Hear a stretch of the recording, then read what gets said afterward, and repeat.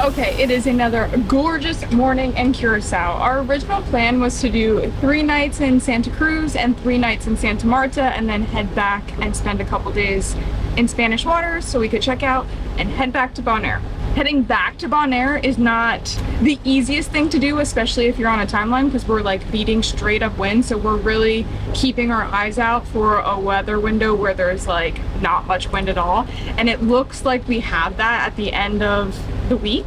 And we really like the Santa Cruz area. The water is gorgeous. The diving was right under the boat. There was hikes that we could go on. From the looks of Santa Marta, you're more back in like a lagoon, so the water under the boat isn't as gorgeous. So we stayed in Santa Cruz an extra couple of days to enjoy this water. We're not gonna stop in Santa Marta. We're gonna go like nose in and check it out so we can see it, and then head back to Spanish waters, because today is another actual really super calm day, which is a great day to beat back up to Spanish waters, so we're not fighting the waves and the wind all day like it's going to be the rest of the week. Is going to be crazy windy and pretty rough, so we're just going to take advantage of the calm weather and head back. But we will fish along the way. Hopefully we'll catch something. Maybe we'll see something cool like whales or dolphins or something, and we'll check out Santa Marta just to see it. What do you want to catch? I want to catch another wahoo would be cool. Now you're Am I getting greedy? yeah. Nice sized tuna would be fun, like a yellowfin would be great. Greedy then. But we haven't caught a mahi in a while, and they put on a good show, so that'd be nice too. We'll also accept a blackfin. Okay, what were your thoughts on Santa Cruz? Yeah, cool little spot, like just quiet. Nice quiet little spot. I guess if you're some people, you probably could get bored, but I don't know, we always just prefer those quiet little spots. Even there, if there's not as much as to do, like seemingly, we could always fish or snorkel, which we did. And then just even having like this nice nature trail to walk on. We didn't really show you guys that, but that was nice, and just again, just quiet. We forgot to show you taking it down today, but this is how big the awning is when it's all rolled up. So that's got the 4 solar panels in it, and then we just stick it right there. We would stick it on the bed, but we got all of our surfboards and a bunch of crap right now. So the solar burrito.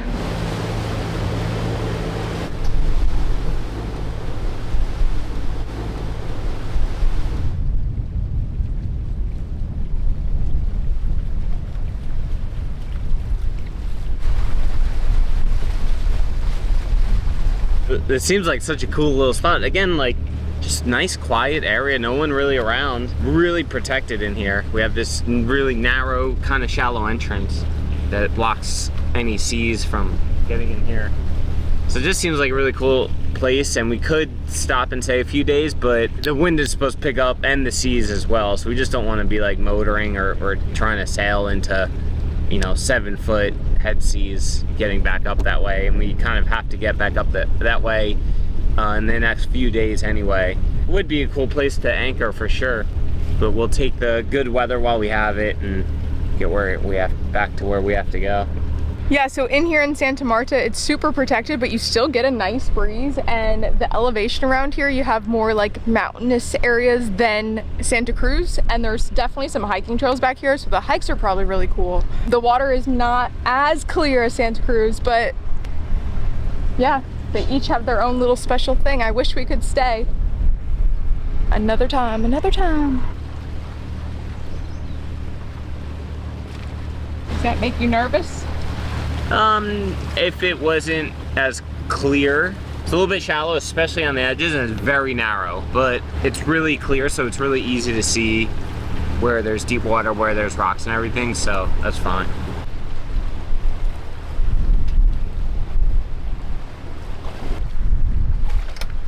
The drop-offs around here are so insane. We're like probably not even 100 yards from shore, and we're already in 145 feet of water. Like you can just see it just black and white, like electric light blue to deep blue. Now we're in 170 feet of water. We're about to be in 300 feet of water. It's crazy how much of a drop off there is, like right next to land.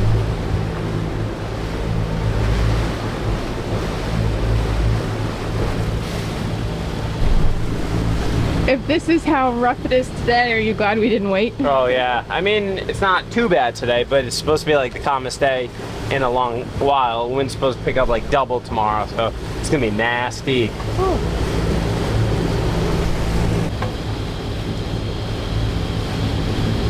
Whoa, did you know the cruise ship was leaving? What? Did you know the cruise ship was leaving? Were we in its way? There's a fish. Really? Yeah. Probably a small barracuda.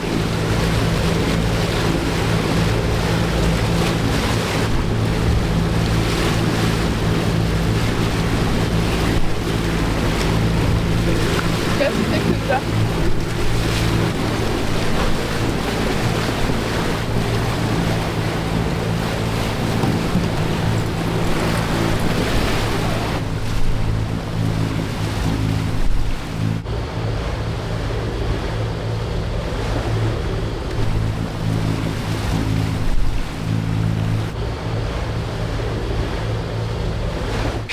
Time to go have some fun because the wind is up. There's definitely a nice little breeze and a nice little chop out in the ocean. And we have some friends here. Just like a lot of our cruising friends, you kind of follow on Instagram because you're doing the same thing. You find your related activities on Instagram and then you end up meeting them. We met Andre in Grenada in person for the first time and he's super into foiling. So we're gonna go do a little downwind run. We're gonna do a little dinghy, downwind, tow-in session. Just getting all the gear together and then we'll go pick up Andre and we'll get out there. So I am not quite at the level of downwinding yet. So Billy and Andre are gonna go do this. I'm gonna catch up on computer work today while Billy is foiling, and then tomorrow you're coming diving with us. I'm like hyped up on coffee right now. I gotta drink some more water. Okay.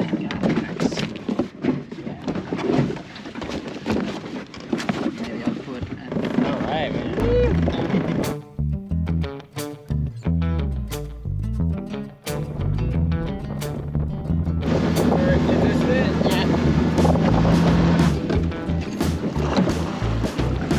They're so big!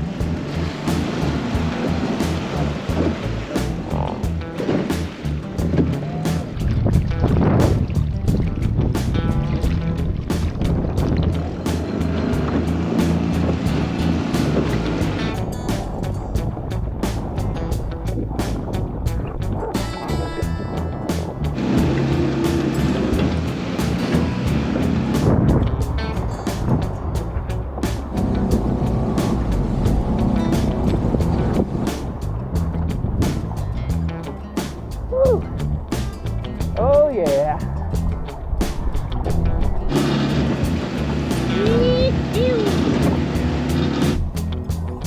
Here's a fast one.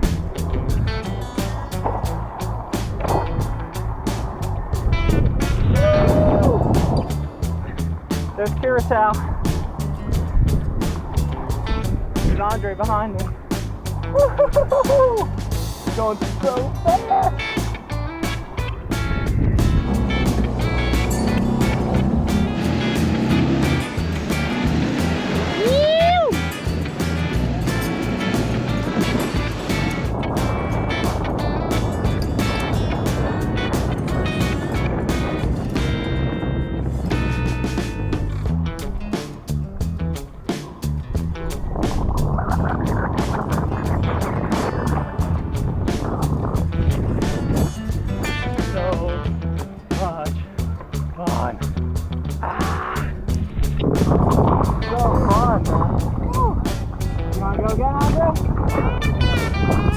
One big tip for downwinding is like when you see a steep wave, don't try to get in the face of it, go to the next one. Okay.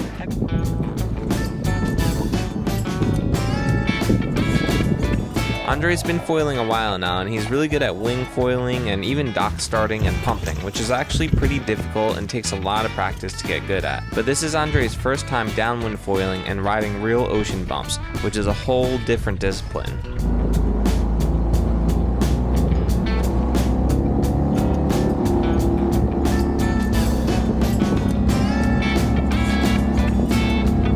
Spot there, it was either you got to either turn down there or peel off and then catch that end. But that was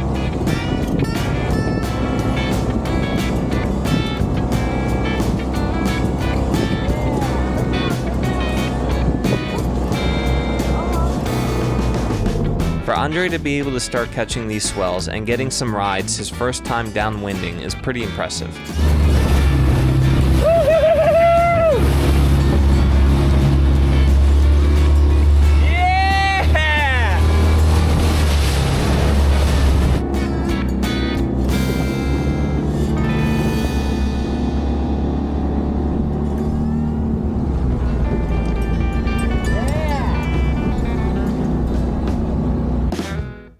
There's a couple things we need to do here before we leave. One of them, people said snorkeling the tugboat is really cool, so we're gonna go do that. And then we're gonna rent a car and check out some of the hikes around here and things we can't do by boat. And then we're gonna head out to Klein, Curaçao on our way to Bonaire.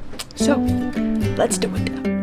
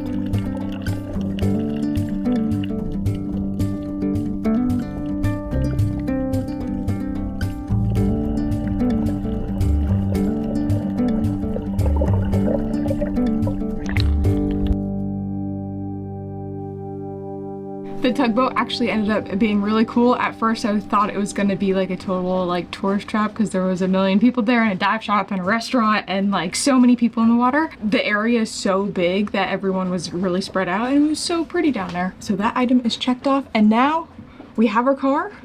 We need to go explore some of the land stuff.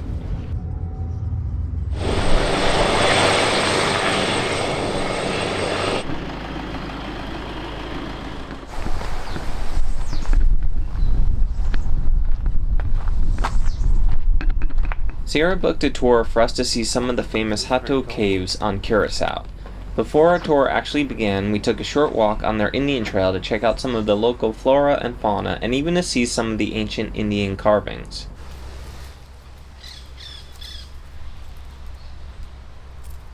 You can eat the poison apples?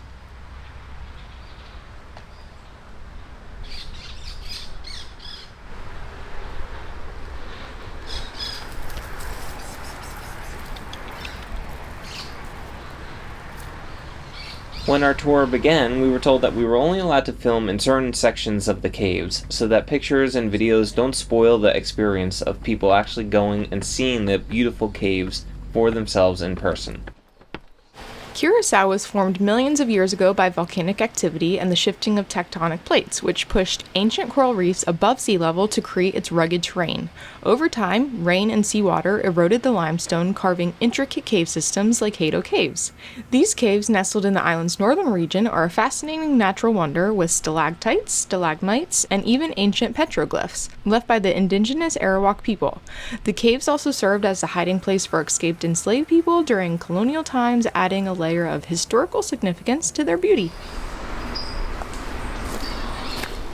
There's so many. There's like 4 over there. There's another one right there.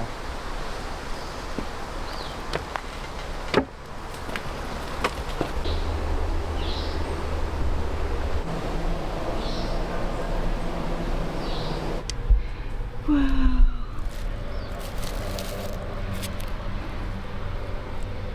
Billy, look what I found! Wow, that's so pretty. You think it's a parakeet feather? Maybe. That's cool.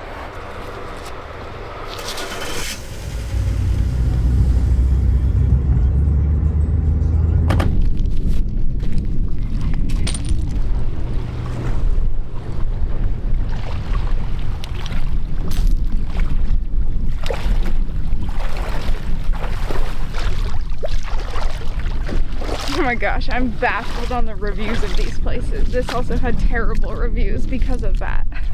Cruise ship people want a paved, flat path the whole way. No stairs.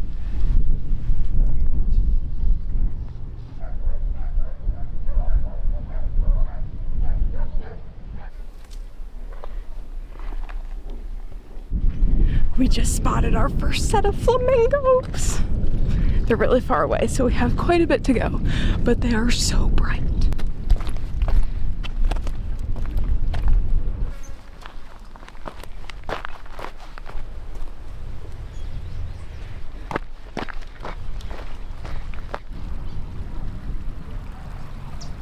All this stuff is obviously here to put as a path to get across the water, probably for when the cruise ship is here and they're doing tours and stuff. It's just like littered all around and like stacked up. So we're gonna use 3 of these crates. I think we can do it with 3, and just hop ourselves across, and we'll just leave a small stack on that side. We gotta pass that. And they are right over there.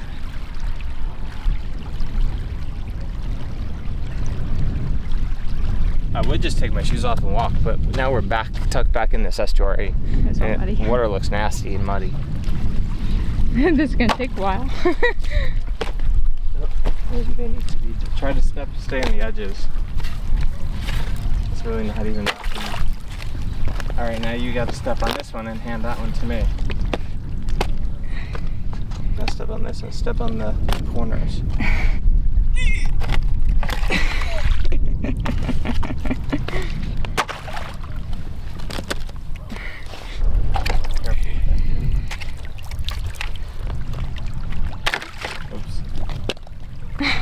I'm not going to be able to reach back to get this one.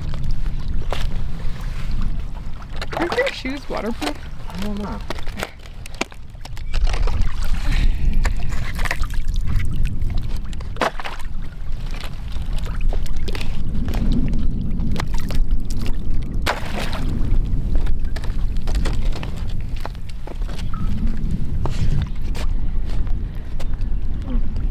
Are we going to have to take our shoes off anyways?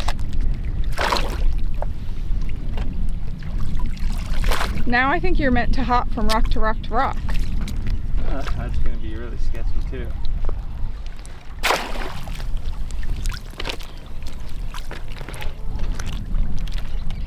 Well, I failed.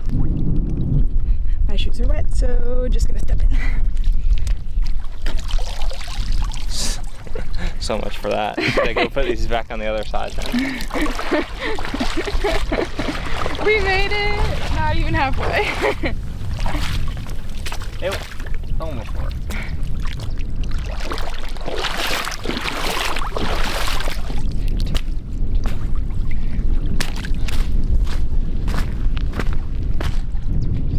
Now we are racing the sunset to make it all the way back, and we might have to climb all the way up there.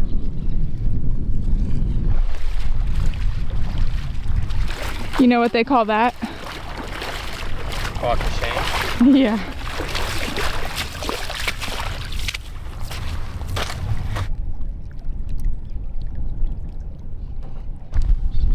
Look at them. How close do you think they'll let us get?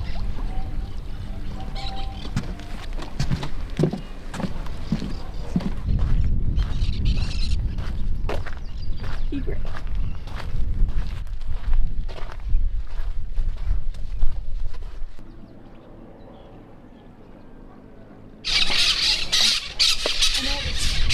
And all the parrots or parakeets are going wild. They're giving up our location. I know. They're right in here. Oh my God.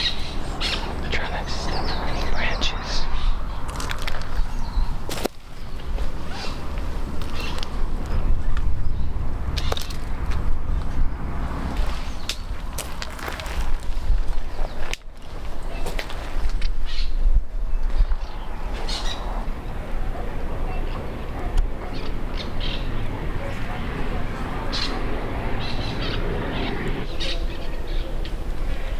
Sorry, this camera doesn't zoom in as well, so you can't see them that great, but they're right there.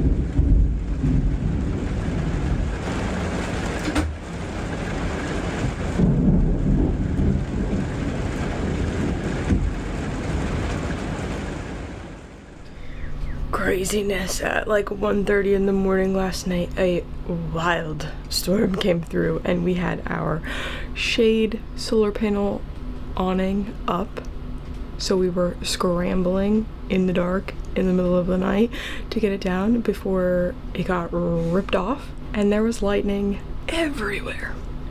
So it was a long night. The hike we really want to do today is a hike that you have to get there before 10 o'clock or they cut it off and they don't let you go because it gets so hot. It's like an hour and 30 minutes away, and we had to walk Jetty first. We didn't sleep last night, so we didn't end up getting up in time, and that was like the main reason we rented the car.